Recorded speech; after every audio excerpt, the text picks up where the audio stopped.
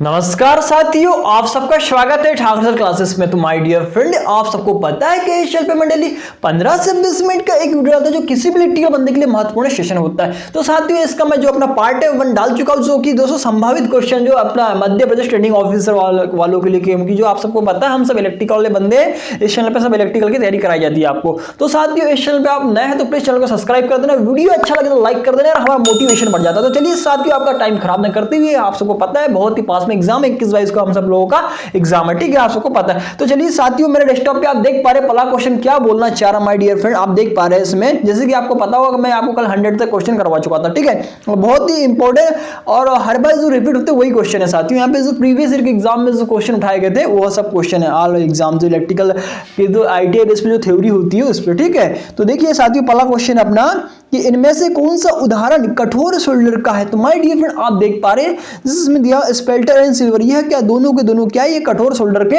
मतलब इसका बोलना जी, इसका वह आंसर आ रहा है, सी आंसर आ रहा है, ठीक है, 101 का, ठीक है। तो साथियों आगे देखिएगा नेक्स्ट क्वेश्चन। बाकी इसमें मैं एक चीज और बता देना, जो इन्होंने क्या की बात की यहाँ पे सोल्डर की, सोल्डर किस किस चीजों का बना होता है आपको पूरा का पूरा पता होना चाहिए। जो सोल्डर होता है साथियों, वह क्या होता है, लेड और टीन का बना हुआ होता है, ठीक है।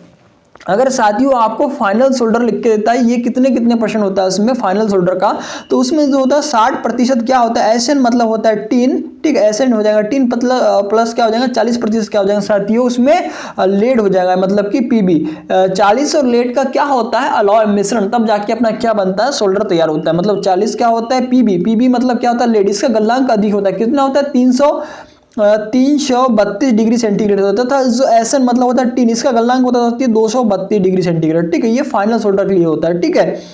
आगे देखिएगा, इसमें और एक चीज बताना चाहूँ मैं, आप में इसमें बोलते हैं चिप सोल्डर होता है। चिप सोल्डर वो क्या होता है साथियों, उसको क्या करते हैं, उसमें देखिए जस्ट अपोजिट हो जाता है, मतलब कि 40% क्या आ जाएगा उसमें आपका टीन आ जाएगा, ठीक है, तथा 60% क्या आ जाएगा उसमें, लेड आ जाएगा। मैं किसकी बात कर रहा हूँ साथियों, जब आपको बोलेगा चिप सोल्डर हाफ और जो सॉफ्ट होता है उसका इसका अपोजिट हो जाता है, ठीक है, याद रखिएगा। जो फाइनल सोल्डर होता है उसमें 60% टीन होता है, 40% लेड होता है, लेकिन आपको बोलेगा चिप सोल्डर तो उसमें आ जाएगा 40% टीन आ जाएगा और 60% लेड आ जाएगा, ठीक है, यह भी आपको पता होना चाहिए। तथा इसका गलनांक पूछा है तो आपको बोलेगा चिप सोल्डर का गलनांक होता है 230, ठीक है, और आपको फाइनल सोल्डर का बोलते सकती है तो वो आता है 180 से अपना आता है 190 डिग्री सेंटीग्रेड तक, ठीक है, याद रखिएगा। आगे देखिएगा नेक्स्ट क्वेश्चन क्या बोलना चाह रहा है। क्वेश्चन है साथियों 102 नंबर का, कि किसी विद्युत केतली पर 500 वाट या 230 वोल्ट की अंकित था, पाया गया कि 1 किलोग्राम पानी को 15 डिग्री सेंटीग्रेड से क्वथनांक तक लगाने में क्या होता है, 15 मिनट लेता है, तो केतली की क्षमता क्या होगी साथियों, इसका फॉर्मूला होता है, आप लगाइएगा, उसका आंसर आ जाएगा। तो इसका आंसर आ रहा है दोस्तों, कितना आ रहा है बता देता हूँ मैं आपको, 102 में आ रहा है साथियों 79, मतलब कि 79.3 आ रहा है, ठीक है। आगे देखिएगा नेक्स्ट क्वेश्चन क्या बोलना चाह रहा है 103 नंबर का। आगे देखिए 300 वोल्ट पर 18.65 एम्पीयर की आपूर्ति पर किस जनित्र को चलाया जाएगी, किसी जनित्र को चलाया जाने वाले मोटर की अश्व शक्ति ज्ञात करना। तो दोस्तों इसमें देखिए एफिशिएंसी दिया हुआ है आपको, देखिए ये इनपुट भी दिया हुआ है, यहाँ पे आपको क्या निकालना, आउटपुट निकालना है, ठीक है। तो आप सबको फॉर्मूला पता होगा, ठीक है, पता भी होना चाहिए, आप सबको पता होना चाहिए, ठीक है। तो इसका आंसर आ रहा है साथियों, ये आ रहा है 18 HP, इसका यह आंसर आ रहा है, ठीक है। आगे देखिएगा नेक्स्ट क्वेश्चन क्या बोलना चाह रहा है आपके लिए, देखा जाए तो हाँ, प्रत्यावर्ती धारा में शक्ति गुणांक का मान क्या होगा। जो प्रत्यावर्ती धारा होती है आप सबको पता होगा एसी में क्या होता है, पावर फैक्टर होता है। तो पावर फैक्टर बराबर क्या होता है दोस्तों, cos⁴ बराबर हम क्या लिखते हैं, वास्तविक शक्ति बटे के क्या लिखते हैं, आभासी शक्ति बोलते हैं। वास्तविक शक्ति को क्या बोलते हैं दोस्तों, ट्रू पावर, मतलब कि दोस्तों वास्तविक शक्ति को बोलते हैं ट्रू पावर, इसको बोलेंगे एपरेंट पावर, ठीक है, आपको पता होगा। इसको बोलते हैं दोस्तों KW, किलोवाट में होती है जो वास्तविक शक्ति होती है, और जो एपरेंट पावर मतलब जो आभासी शक्ति होती है वो क्या में होती है दोस्तों, kVA में होती है, ठीक है, यह भी आपको पता होगा। तो देख लेते हैं इसका आंसर, यहाँ पे इन्होंने दर्शाया है, क्या दर्शाया देख पाते हैं आप, देखिए इसका आंसर आ रहा है बी, वास्तविक शक्ति बटे की आभासी शक्ति का अनुपात की क्या कहलाता है, cos⁴ कहलाता है, ठीक है। आगे देखिएगा साथियों, क्वेश्चन है अपना विद्युत धारा उत्पन्न की जा सकती है, तो चुंबक से की जा सकती है, रासायनिक ऊर्जा से भी की जा सकती है, ये आपको पता होना है, घर्षण से भी की जा सकती है। मतलब कि 105 में क्या आ रहा है, इसमें डी आंसर आ रहा है, इन सभी उपयुक्त सभी तरीके से, ठीक है। आगे देखिएगा नेक्स्ट क्वेश्चन, किसी यूनिवर्सल मोटर का अग्रतारोधी जाल होती है। तो दोस्तों जो यूनिवर्सल मोटर एक ऐसी मोटर है जो AC एंड DC दोनों सप्लाई पे कार्य कर सकती है। इसकी स्पीड क्या होती है, उच्चतम होती है, अधिकतम होती है। तो वो कितनी होती है, देखिए यहाँ इसका ऑप्शन है 15,000 से 25,000 घूर्णन प्रति मिनट। ठीक है, इंपॉर्टेंट क्वेश्चन है, एग्जाम की दृष्टि से आया हुआ क्वेश्चन है कई बार। ठीक है, आगे देखिए साथियों कि प्रारंभ में किसी 3 फेज प्रेरण मोटर में पश्च विद्युत वाहक बल का मान होगा। तो माय डियर फ्रेंड, आप सबको पता है जो DC मोटर्स होती है, फिर अपना जो मोटर होती है, ठीक है, उनमें जो क्या बोलना चाहिए आपको, जो बैक EMF होता है, इसमें दिखा ना पश्च विद्युत वाहक बल, जिसको हम क्या बोलते हैं काउंटर EMF होता है, तो वह क्या होता है साथियों, 0 होता है स्टार्टिंग में। ठीक है, इसीलिए तो हम क्या करते हैं स्टार्टर का यूज करते हैं, ताकि जो आर्मेचर होता है उसमें क्या होता है, उसका जो प्रतिरोध होता है दोस्तों, वह क्या होता है, बहुत ही कम होता है। ठीक है, बाकी इन्होंने यहाँ पे देखिए 3 फेज इंडक्शन की, 3 फेज प्रेरण मोटर की बात की, तो इसमें भी दोस्तों उसका जो करंट मतलब वहाँ अंदर में पता है ना आपको, रेजिस्टेंस कम होता है उसमें। तो अगर हम डायरेक्ट विद्युत धारा दे देंगे, सप्लाई दे देंगे, तो उसमें क्या होगा, वह लोड का ना 5 से 7 गुना करंट लेती है स्टार्टिंग में, तो वो क्या होगा, अपना जल जाएगा मोटर ना। इसीलिए हम क्या करते हैं स्टार्टर का यूज़ करते हैं, जो क्या करता है स्टार्टिंग करंट को कम करता है। ठीक है, आगे देखिएगा क्वेश्चन है अपना कि बोलना चाह रहा, देखिए पश्च विद्युत वाहक बल का मान सदैव क्या होता है। आप सबने पढ़ाई होगा, बहुत ही इंपॉर्टेंट क्वेश्चन है। इसमें जो AB होता है, बैक EMF क्या होता है, सदैव सप्लाई वोल्टेज से क्या होता है, कम होता है। ठीक है, ये ऐसा होता है। तो ठीक है, इसका आंसर जैसे कि आप देख पा रहे 100 वाट में D आ रहा है, हमेशा प्रयुक्त वोल्टता के मान से क्या होता है, कम होता है। ठीक है, आगे देखिएगा साथियों 109 नंबर का क्वेश्चन क्या बोलना चाहिए, सूक्ष्म घर्षक यो तरंग कुंडली में कितने समांतर मार्ग होते हैं। तो ये जो सूक्ष्म घर्षक बोल रहा साथियों, इसको बोल रहा है वो लेप वाइंडिंग, और जो आपको तरंग यानी तो पता ही है, इसको बोलते हैं वेव वाइंडिंग। उसमें क्या होता है, A बराबर 2 होते हैं, काय में, तरंग मतलब वेव में, और जो लेप होती साथियों उसमें क्या होता है, A बराबर P होता है, मतलब कि पोलों की संख्या के बराबर होता है। ये क्वेश्चन पता होगा आपको। ठीक है, तो चलिए इसका आंसर देखते हैं। इसका आंसर है साथियों D, कि सूक्ष्म घर्षकीय कुंडली में ध्रुवों की संख्या के बराबर तथा तरंग कुंडली में 2 के बराबर होता है। ठीक है, आगे देखिए साथियों क्वेश्चन है अपना 110 नंबर का, कि स्प्रिंग नियंत्रित यंत्रों में नियंत्रित टार्क क्या होगा। तो बताइए साथियों क्या होगा, वह होगा समायोजन आसानी से नहीं किया जा सकता है। जो कंट्रोलिंग स्प्रिंग टार्क होता है ना, उसके द्वारा समायोजन आसानी से नहीं किया जा सकता। ठीक है, आगे देखिए साथियों क्वेश्चन बहुत इंपॉर्टेंट क्वेश्चन यहाँ पे देख पा रहे हैं आप, कि ग्रेविटी नियंत्रण विधि का दोष है, जो 111 नंबर का क्वेश्चन है साथियों, उसका आंसर आ रहा है A, कि इसे ऊर्ध्वाधर स्थिति में रखना पड़ता है। ठीक है, जो ग्रेविटी नियंत्रण विधि का क्या दोष है, इसे ऊर्ध्वाधर मतलब होता है वर्टिकल कंडीशन में रखना पड़ता है। आगे देखिए साथियों 112 नंबर का क्वेश्चन क्या बोलना चाह रहा है, कि AC ऊर्जा मीटर की डिस्क की कंपन नियंत्रित करने के लिए किसके द्वारा डैम्पिंग टार्क को उत्पन्न किया जाता है। तो माय डियर फ्रेंड, यह आपको पता होना चाहिए। तो जो 112 नंबर का क्वेश्चन है, इसका आंसर आ रहा है साथियों एडी करंट। इसका आंसर आ रहा है कि AC ऊर्जा मीटर की डिस्क की कंपन नियंत्रित करने के लिए एडी करंट द्वारा डैम्पिंग टार्क को उत्पन्न किया जाता है। आगे देखिएगा क्वेश्चन है अपना, कि मूविंग कॉइल यंत्र है, जैसे कि आपको पता होगा मूविंग कॉइल मतलब होता है, हम लिखते हैं इसको MC मतलब होता है साथियों मूविंग कॉइल, या फिर इसको बोलते हैं PMMC मतलब होता है परमानेंट मैग्नेट मूविंग कॉइल, जो क्या करते हैं DC में कार्य करता है। ठीक है, DC में जो अपने इंस्ट्रूमेंट होते हैं ना, वोल्टमीटर अमीटर, वहाँ पे कार्य करता है। ठीक है, तो इसका आंसर है साथियों स्थायी चुंबक होगा। पहली बात मैंने बोला परमानेंट मैग्नेट होता है, और डायनेमोमीटर प्रकार के होते हैं।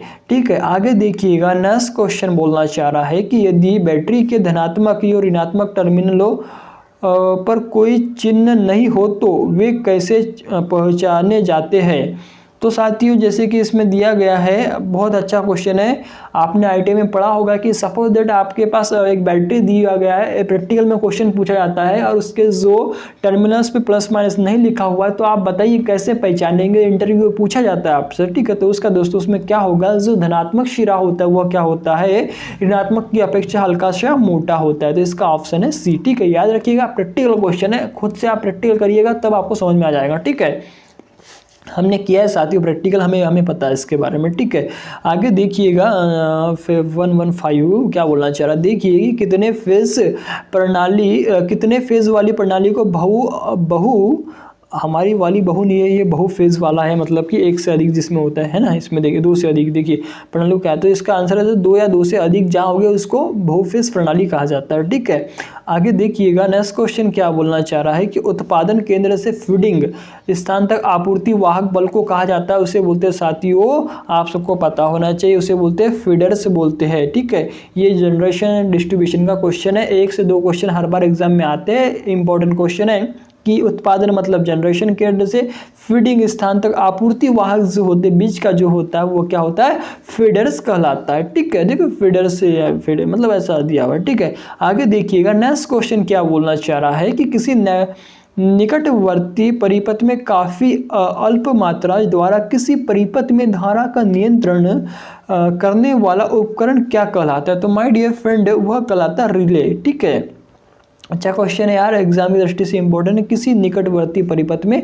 काफ़ी अल्प मतलब कि बहुत कम धारा द्वारा किसी परिपथ में धारा का नियंत्रण करने के लिए उपकरण का यूज़ किया जाता है, उसको बोलते हैं रिले। ठीक है, आगे देखिए साथियों कि अनुकूलन की मूल्य विधि है जो 118 है 118 नंबर का, उसमें आ रहा है साथियों, आप देख पा रहे हैं कि आयाम अनुकूलन, आवृत्ति अनुकूलन तथा स्पंदन, ये उपरोक्त सभी इसका आंसर आ रहा है। अनुकूलन की मूल्य विधि है उपयुक्त सभी। ठीक है, विद्युत ऊर्जा की इकाई क्या साथियों, कल भी क्वेश्चन रिपीट हुआ था एग्जाम के लिए, बहुत ही इंपॉर्टेंट क्वेश्चन है, इसकी होती है किलोवाट घंटा होती है। विद्युत ऊर्जा की इकाई क्या होती है माय डियर फ्रेंड, किलोवाट घंटा होती है। 119 का आंसर है सी। ठीक है, आगे देखिएगा माय डियर फ्रेंड क्वेश्चन क्या बोलना चाह रहा है कि सिंगल फेज मीटर की जरूरी आवश्यकता होती कहाँ कहाँ होती है। ठीक है, अभिलेखन यंत्रावली, प्रचालन यंत्रावली, चल यंत्रावली, उपयुक्त सभी में होती है, इसलिए इसका आंसर क्या आ जाएगा, डी आ जाएगा। ठीक है माय डियर फ्रेंड, आगे देखिएगा नेक्स्ट क्वेश्चन क्या बोल रहे हैं, या कम वोल्टेज पर वांछित स्थानों पर विभिन्न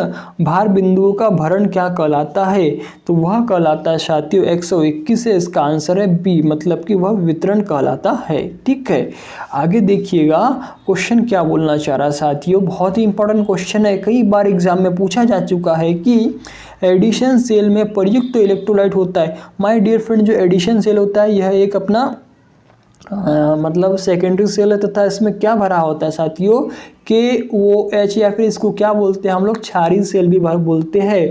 यह साथियों पोटेशियम हाइड्रोक्साइड इसमें भरा हुआ होता है, विलियन जो होता है सॉल्यूशन जो होता है 122 का आंसर है पोटेशियम हाइड्रोक्साइड KOH भरा हुआ होता है। ठीक है, आगे देखिएगा माय डियर फ्रेंड 123 नंबर का क्वेश्चन है, जैसे कि आप देख पा रहे हैं, दाब कुंडली में धारा किसके समानुपाती होती है, 1 2 3 में होता है लोड धारा के समानुपाती होती है।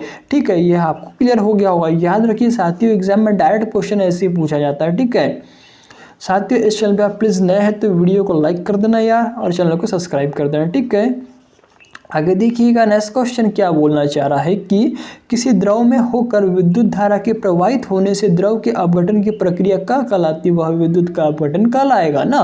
विद्युत अपघटन में क्या होता है, वह रासायनिक ऊर्जा को विद्युत ऊर्जा में परिवर्तित कर देता है, जैसे कि हमारा बैटरी। ठीक है, F सेल तथा सेलों के समूह को क्या बोलते हैं, बैटरी बोलते हैं, आपको पता होगा, बहुत ही स्मार्ट और बहुत ही अच्छे लौंडे हो आप लोग। तो देखिए साथियों नेक्स्ट क्वेश्चन क्या बोलना चाह रहा है कि निम्न प्रावस्था में कुल शक्ति क्या होता है, जो अपना 3 फेज में P होता है, पावर क्या होता है √3 हो जाएगा ना, VL मतलब लाइन वोल्टेज, IL मतलब लाइन करंट, इनटू के क्या हो जाएगा cos phi हो जाएगा। ठीक है, याद रखिएगा बहुत ही इंपॉर्टेंट है, अगर आपको सिंगल फेस में बोलता है तो यहाँ पे √1 आ जाएगा बस, और VL IL cos phi तो रहेगा। ठीक है, या फिर √1 कई बार कभी कभी नहीं लगाते क्योंकि √1 का मान ही 1 होता है। ठीक है, पता होना चाहिए, इसका आंसर है B वाला। ठीक है, नेक्स्ट क्वेश्चन देखिए साथियों, बहुत ही इंपॉर्टेंट क्वेश्चन है, हर बार एग्जाम में आए हुए, हर बार एग्जाम में आते हैं कि संरचना के कारण तांबा में अत्यधिक बचत होती है, मतलब कि जो लॉस होता है किसके कारण, मतलब कि दोस्तों अधिक वोल्टेज पे हम जब जो देखिए संरचना बोल रहा है। ठीक है, तो उसका है अधिक वोल्टेज पर क्या होता है के कारण तांबा में अत्यधिक बचत हो जाती है, अधिक संरचना के कारण अधिक वोल्टेज पे है ना। ठीक है, अधिक वोल्टेज करेंगे तो अपनी जो करंट होती है ना क्या हो जाती है, ऑटोमेटिक कम हो जाती है, जिससे लॉसेस क्या होते हैं, कम होते हैं। इसलिए जो अपन बड़ी बड़ी लाइनों को ट्रांसमिट क्यों कर, मतलब 132 kV 220 kV 400 kV 765 kV ऐसा क्यों करते हैं, हमारा क्या होता है दोस्तों, लॉसेस कम होते हैं उससे, मतलब कि जो बोलना चाहिए दोस्तों आपका देखिए हाई वोल्टेज पे करंट कम हो जाता है। ठीक है, आगे देखिएगा नेक्स्ट क्वेश्चन क्या बोलना चाह रहा है, कि लेड एसिड सेल का औसत विद्युत वाहक बल, साथियों ये भी मोस्ट इंपॉर्टेंट क्वेश्चन है। तो इसका होता है औसत विद्युत वाहक बल 2.2 वोल्ट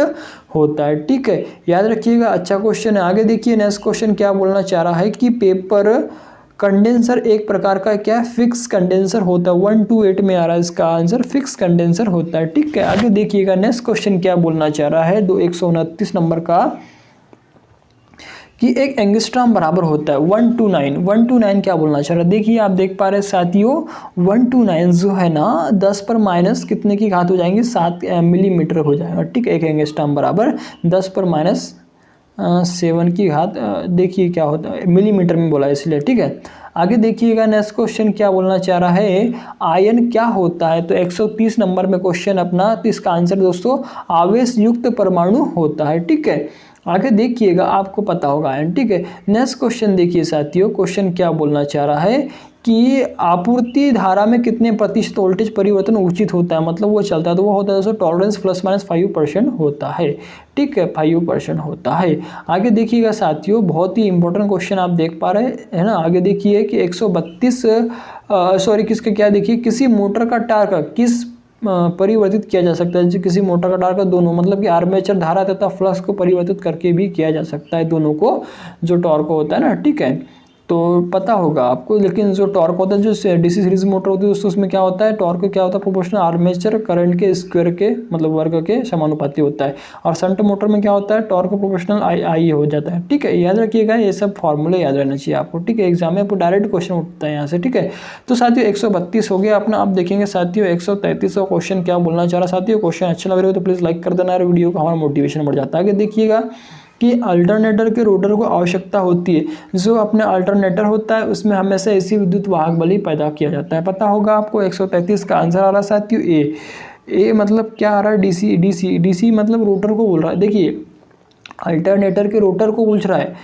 बाकी जो उसमें अपना आर्मेचर जो रोटर घूमता है ना, मतलब हमें जो आपको यह पता होना चाहिए, चाहे AC जनित्र हो चाहे DC जनित्र हो, अल्टरनेटर हो या फिर DC जनित्र हो, उसमें हमेशा विद्युत वाहक बल AC अंदर में उत्पन्न होता है। ठीक है, डिपेंड ऑन, आप स्लिप रिंग से लेंगे तो आपको AC मिलेगा, कम्यूटेटर स्प्लिट रिंग दिक परिवर्तक जिसको बोला जाता है उसकी सहायता से लेंगे तो DC मिलेगा। लेकिन क्वेश्चन अभी अपना कि अल्टरनेटर के रोटर को किसकी सप्लाई देते हैं और क्यों देते भैया, उसको एक्साइटेड करने के लिए देते हैं। तो कौन सी सप्लाई देते भैया, हम लोग देते हैं DC सप्लाई देते हैं। किसको देते हैं, रोटर को देते हैं। कहाँ देते हैं, रोटर में देते हैं। ठीक है, तथा इससे क्या होता है, वो एक्साइटेड हो जाता है। अधिकतर कौन से यंत्र का यूज़ किया जाता है, DC शंट या कंपाउंड यंत्र का यूज़ किया जाता है। ठीक है, यह भी याद रखिएगा। आगे देखिएगा 3 phase slip ring induction motor में किस स्टार्टर का, आप देखिए स्लिप रिंग इंडक्शन मोटर की बात किया गया है 3 फेज में, तो वो पता है आपको रोटर प्रतिरोध स्टार्टर का यूज़ करते हैं। तो इसमें आ जाएगा स्टेटर रोटर, जो क्या होता है स्टार में जुड़ा हुआ होता है। उसके जो रोटर की जो वाइंडिंग होती है, आपने देखा होगा स्लिप रिंग इंडक्शन ऐसी मोटर होती है जिसके रोटर में तथा स्टेटर दोनों के दोनों में वाइंडिंग होती है। तथा जो स्क्विरल की इंडक्शन मोटर होती है साथ ही, उसमें क्या होता है, रोटर होता है जिसमें क्या होता है, वो एंडरिंग तथा कॉपर की छड़ें होती है और एक राउंड शेप में एंडरिंग होता है, जिससे क्या होता है शॉर्ट सर्किटेड होता है। तथा स्टेटर में क्या होती है, वाइंडिंग होती है। माय डियर फ्रेंड, इसके 2 मेन पार्ट होते हैं, स्टेटर एक होता है, रोटर एक होता है। किसका, मोटर होगा। ठीक है, आपको पता होना चाहिए, सब क्वेश्चन बहुत इंपॉर्टेंट है। ठीक है, एग्जाम में पूछा जाता है। विद्युत वाहक बल के 4 समीकरण दिए गए हैं, बताइए कौन सा सही है इसमें से। 135 इसका आंसर साथियों, आप देख पा रहे हैं डी नंबर का। E4 = 100 sin omega T plus के 5/3 इसका आंसर आ रहा है। ठीक है, कई बार साथियों क्वेश्चन तो आप रट लीजिए, क्योंकि ये डायरेक्ट ऐसी क्वेश्चन उठा के पूछ लेता है। ठीक है, देखिए इसका आंसर क्या था, मैंने बताया आपको, E4 100 sin omega T plus के 5/3 इसका आंसर आ रहा है। किसका साथियों, 135 का। ठीक है, आगे देखिएगा मेगर किसका मिश्रण, मेगर पता है आपको, इंसुलेशन रेजिस्टेंस, IR वैल्यू को नापता है, उच्च मान का प्रतिरोध को नापता है, यह सब आपको पता होना चाहिए। तो दोस्तों वह एक DC जनित्र होता है। ठीक है, तो देखिए इसका आंसर है जनरेटर एंड ओम मीटर होता है। ठीक है, मेगर उसको क्या करते हैं हम, 160 RPM पे जब उसको घुमाया जाता है तो वो 500 वोल्ट DC उत्पन्न करता है। ठीक है साथियों, थोड़ा डेंजर होता है, हिसाब से कभी भी जब भी आप यूज़ करते हैं तो अच्छे से यूज़ करिएगा। ठीक है, इसे बाकी आपको साथियों जो मेगर होता है, जो ट्रांसफार्मर का ओपन होता है, शॉर्ट सर्किट टेस्ट होता है, यह अगर मेगर से या फिर उसकी जो वाइंडिंग्स की कंटिन्यूटी चेक करते हैं, या फिर ब्रेक है या फिर ठीक है, कैसे पता करें, यह सब मैं इसका एक वीडियो 200 kV का जो ट्रांसफार्मर है ना, देखिए मैं आपको बता देता हूँ, 200 kV के एक ट्रांसफार्मर को मैंने उसका पूरा मेजर कैसे करते, कैसे लेते, जीरो से इन्फिनिटी, इन्फिनिटी से जीरो कब आता है, ये सब पूरा का पूरा एक्सप्लेन करके बताया। साथियों आप जाइएगा मेरी प्लेलिस्ट ट्रांसफार्मर है, उसमें ट्रांसफार्मर के नाम से ही प्लेलिस्ट है, उसमें आपको ट्रांसफार्मर के जितने भी आपके डाउट है सब क्लियर हो जाएंगे, क्योंकि उसमें डायरेक्ट साथियों मतलब थ्योरी प्लस प्रैक्टिकल दोनों का दोनों आपको एक साथ देखने को मिलेगा। क्योंकि आप सब जो आईटीआई वाले लौंडे हो साथियों, आप सबको आईटीआई में उतना खोल के नहीं बताया जाता, क्योंकि जो ट्रांसफार्मर है आपको ना उतना अच्छे से बताया जाता है, लेकिन मैंने दोस्तों आपको पूरा ट्रांसफार्मर को खोल के कोर को ऊपर उठा के कैसे रखते, कैसा फिट करते, हर चीज़ बताया हो। ठीक है, तो उसको देखिएगा साथियों, बहुत हेल्पफुल आपके लिए वीडियो होगा। ठीक है, देखिएगा एक बार, बहुत ही आपको रोमांचक और मजा आएगा उसमें। ठीक है, आगे देखिएगा नेक्स्ट क्वेश्चन क्या बोलना चाह रहा है कि जो सिंक्रोनस मोटर होती है किस पे चलती है। तो साथियों आपको पहली बात तो यह है, एक सिंक्रोनस मोटर है। Synchronous motor is not self starting motor, यानी कि यह सेल्फ स्टार्ट मोटर नहीं होती। क्यों नहीं होती? क्योंकि इनके दोनों के बीच इंटरलॉकिंग होता है, वहाँ पे पता होगा, मतलब रोटर एंड स्टेटर के बीच में। ठीक है, तो साथियों इसको क्या पोनी मोटर हो गया था, और 2-3 इसका स्टार्ट करने का यूज़ किया जाता है। ठीक है, तो 3 फेस मोटर में क्या करते हैं हम भैया, क्या करते हैं, 137 नंबर का आंसर आ रहा है अपना बी। इसमें क्या करते हैं, AC 3 फेस तथा DC सप्लाई दी जाती है। पता होना चाहिए आपको, जो 3 फेस अपना सिंक्रोनस मोटर होती है उसमें AC तथा DC दोनों की दोनों सप्लाई दी जाती है। ठीक है, तो ठीक है साथियों आगे देखिएगा 11138। ठीक, क्या बोलना चाह रहा है, सिंगल फेस ऊर्जा मीटर की घूर्णन यानी घर्षण त्रुटि कैसे कम की जा सकती है। जो सिंगल फेस ऊर्जा मीटर, अब देखिए भैया ये ऊर्जा मीटर लिखा है तो उसको इंडिकेटिंग ऐसा आता है, इसका समाकलन यंत्र या फिर KWH मीटर या फिर इंटीग्रेटिंग आता है, सॉरी इंटीग्रेटिंग करके एक मीटर, मतलब क्वेश्चन पूछा जाता है, हजारों बार पूछा गया है कि जो समाकलन मीटर होता है दोस्तों उसको क्या बोला जाता है। तो उसको बोला जाता है, आपको पता होना चाहिए। तो देखिए मैंने आपके लिए यहाँ पे लिख भी दिया, इसको बोलते हैं इंटीग्रेटिंग मीटर बोला जाता है। ठीक है, एग्जाम में पूछा जाता है साथियों, इसलिए मैं यहाँ पे बताना चाह रहा हूँ, बहुत ही इंपॉर्टेंट क्वेश्चन है वो जो है ना ऊर्जा मीटर। अब क्वेश्चन था भैया अपना, क्वेश्चन क्या था इसमें आप देख पा रहे 138 नंबर का क्वेश्चन है कि सिंगल फेस ऊर्जा मीटर की घर्षण त्रुटि किसके कम की जा सकती है। 138 नंबर का क्वेश्चन है साथियों, इसका जो आंसर आप देख पा रहे हैं ब्रेकिंग चुंबकन को समायोजित करके। ठीक है, आगे देखिएगा माय डियर फ्रेंड, क्वेश्चन आ रहा है अपने पास में, यदि मेगर के टर्मिनल 230 वोल्ट सप्लाई पर जुड़े हो तो मेगर क्या हो जाएगा, जल जाएगा यार उसमें, है ना। 230 वोल्ट सप्लाई अगर आप डायरेक्ट उसमें दे देंगे तो जो 139 है ना, इसका सी आंसर है। ठीक है, आगे देखिएगा बड़े आकार के अल्टरनेटर में फ्लक्स रखा जाता है। जो बड़े आकार के फ्लक्स क्या होते हैं उसमें आपको पता होना चाहिए। 140 नंबर का जो क्वेश्चन है उसका आता है घूर्णन प्रकार का होता है। फ्लक्स क्या होता है, 140 में आ रहा है बी। ठीक है, बड़े आकार के अल्टरनेटर में जो फ्लक्स होता है ना वो क्या होता है, घूर्णन होता है। ठीक है,